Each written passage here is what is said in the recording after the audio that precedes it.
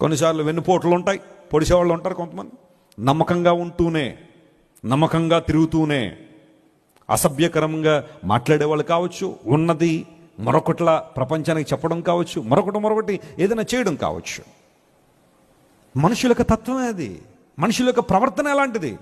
దేవుని బిడ్డ, నువ్వు క్రైస్తవుడు అయితే, దేవుని బిడ్డవైతే నువ్వు ప్రతి విషయంలో నమ్మకంగా ఉండాలని, కానీ ఎవరిని వెన్నుపోటు పోవడానికి వీల్లేదు. అలాంటి ప్లాన్స్ ఏమైనా ఉన్నాయా? Cancel them, stop them. నీ ద్వారా అనేక మంది దీవెన పొందాలి, ఆశీర్వాదంగా ఉండాలి, కానీ నమ్మించి ఎవరిని మోసం చేయదు, వెన్నుపోటు పొడవద్దు ఎవరిని. అది మంచిది కాదు.